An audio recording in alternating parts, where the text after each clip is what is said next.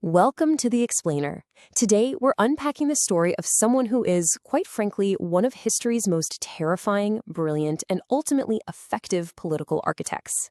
We're talking about Empress Dowager Lu of the Han Dynasty. We'll be diving deep into ancient records of unimaginable palace bloodshed, some seriously cunning political maneuvering, and a massive twist regarding her legacy. If you want to understand exactly how absolute power is seized, held, and violently taken back, well, you are definitely in the right place. So, here's a question to kick things off. Can a truly ruthless dictator actually create a peaceful utopia? I know, it sounds completely impossible, right? Usually, when we think of tyrants who just purge their enemies left and right, we picture a society completely crumbling under fear. But the history we're exploring today presents us with a massive, mind-bending paradox. Okay, let's dive into this ancient political thriller. To really get Empress Lu, we gotta look at the setup. She helped Emperor Gaozu conquer the world and establish the Han Dynasty. She was incredibly tough and resolute.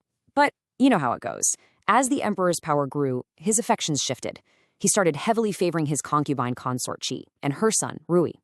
It got to the point where the emperor even repeatedly tried to replace Empress Lu's own son, Emperor Hui, with consort Qi's son, claiming the boy was just more like him.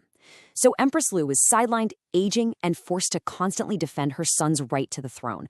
The succession crisis was barely averted by a few loyal ministers. But when Emperor Gaozu finally died, Empress Lu held the reins of power. And let me tell you, she had a very, very long memory. The vengeance Empress Lu unleashes on consort Qi is, without a doubt, one of the darkest moments you will ever find in the historical record. She didn't just execute her rival, she completely and utterly dehumanized her. She ordered consort Qi's hands and feet to be chopped off, gouged out her eyes, burned her ears, and then forced her to drink a potion that actually made her mute. Empress Lu threw her into a pigsty and gave her the chilling title, Ren Shi, which literally translates to human swine. This wasn't just a murder, folks.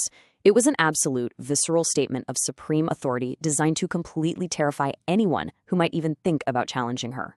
And somehow, it gets worse. A few days later, Empress Lu actually sends for her own son, Emperor Hui, to come and look at this human swine. When he finally realized that this mutilated, unrecognizable figure was consort Qi, he wept uncontrollably. The sheer trauma of it broke him. He sent a message back to his mother saying, "This is not the work of a human. I can no longer govern the empire." He completely abandoned his duties, turned to heavy drinking just to cope, and died relatively young.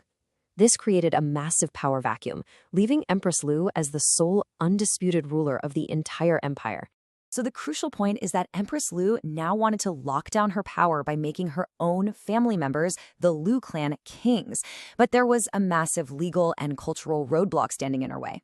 Before his death, Emperor Gaozu had forced his ministers to swear what was called an iron oath, literally sealed with the blood of a white horse. The oath was simple and absolute. If anyone not of the Liu family becomes a king, let the whole world attack him. By attempting to crown her own Lu family members, the empress was preparing to completely shatter the foundational law of the empire. As you can imagine, this created a severe factional split among the surviving old guard. When Empress Lu asked her ministers if she could make her relatives kings, Right Chancellor Wang Ling fiercely opposed it. He pointed right back to that iron oath and demanded adherence to the law of Clan Lu. But the left chancellor, Chen Ping, and the military commander Zhao Bao gave a very different answer. They basically told her, hey, you're the supreme ruler now, there's nothing stopping you from crowning your brothers and nephews. Wang Ling accused them of breaking their blood oath, but Chen Ping and Zhao Bao, they were playing a much longer game of political survival. They knew that opposing her right then meant certain death, but staying alive meant they could maybe protect the empire later. And this brilliantly illustrates the systematic takeover that followed. The Lu kings, who controlled prime territories like Jia, Liang, and Yan, were just methodically replaced by Lu kings. How did she do it? Absolutely ruthlessly. When the king of Zhao refused to fall in line, she summoned him to the capital, placed him under heavy guard, and completely cut off his food supply until he literally starved to death, actually singing a desperate song of betrayal before he died. She used poison, starvation, forced suicides, whatever it took to clear the board of the Lu family and elevate her own relatives. But absolute power breeds absolute paranoia. As Empress Lu aged, the records tell us she became deeply unsettled. An eclipse darkened the sky during the day, which she took as a terrible personal omen against her. Then, while she was traveling, she was supposedly struck in the side by this mysterious creature that looked like a blue dog. Diviners claimed it was the vengeful spirit of Consort Qi's murdered son. Her health rapidly declined after that. On her deathbed, she gave her clan some very strict orders. She knew those old ministers were still angry. She commanded her relatives to lock down the northern and southern military units in the capital, and, above all else, do not leave your posts to attend my funeral, lest you be overthrown. All right, moving into our next section, the counter-coup. The old guard strikes back. With Empress Lu finally dead, those surviving loyalist ministers saw the opening they desperately needed. Now, these loyalists didn't exactly have the military might at first, so they had to rely on pure tactical brilliance. Let's break down this infiltration. First, they managed to hijack the imperial seals using a fabricated imperial order. Step 2, Commander Zhou Bo needed to infiltrate the northern army, which was currently controlled by a Lu general. They actually tricked this Lu general into giving up his command seal by convincing him it was the only way to prove his loyalty and save his own life. Once inside the military camp, Zhou Bo executed Step 3, taking a massive gamble to strip the Lu clan of their power without initially spilling a single drop of blood. Now, what's really interesting about this slide is the sheer dramatic tension of this moment. Picture it. Commander Zhou Bo stands before the most powerful military force in the capital. He gives them a simple physical command. For the Lu clan, bear the right shoulder. For the Liu clan, bear the left shoulder. The text tells us that every single soldier in that massive army bared their left shoulder. In that one chilling, silent motion, the military completely abandoned the usurpers, sealing the fate of the Lu clan once and for all. What followed was a rapid and just incredibly bloody purge. Between August and September, once the army was locked down, the old guard struck without mercy. The leading Lu general, Lu Chan, was chased down and killed right in the palace latrines. The ministers then sent soldiers out to hunt down the rest of the family. The historical records are blunt about this. They executed every single man, woman, and child of the Lu clan. The very violence Empress Lu had used to build her dynasty was turned right back onto her own bloodline to tear it down.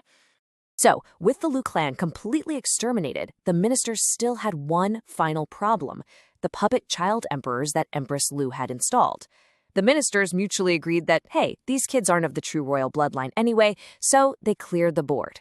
They quietly and coldly eliminated the child emperor and his brothers in their residences. To replace them, they looked far away from the capital and selected a prince known for his benevolence, whose mother's family was known to be cautious and good-natured. They installed him as Emperor Wen, finally restoring the legitimate, quote-unquote, safe Lu bloodline. Let's move to and see how this builds into our final section, a surprising legacy, the final verdict of Sima Qian. After all this violence, you would totally expect the empire to be in absolute ruins, right? But the historical record actually subverts all our expectations. The grand historian Sima Qian writes that during the time of Empress Lu, the common people were finally able to escape the bitter suffering of the Warring States period. Because the rulers practiced a really hands-off approach to the wider country, the empire itself was incredibly serene. Punishments at the local level were rarely used, criminals were few, the people focused on farming, and their food and clothing multiplied. It's wild. While the elites were violently slaughtering each other in the halls of the palace, the common people were thriving immensely. Which brings us to our final thought today. The real paradox of Empress Lu is that her terrifying iron grip on the palace actually insulated the rest of the empire from chaos. It challenges our basic assumptions about leadership, doesn't it? Does high-level political bloodshed always trickle down? Does a brutal leader automatically mean a brutal society? The history of the Lu clan suggests that sometimes the most vicious political survival games happen entirely above the heads of a peaceful, prospering public. It's a lingering, provocative thought from the ancient world, and one that absolutely forces us to look at the mechanics of power in a totally different light. Thanks for joining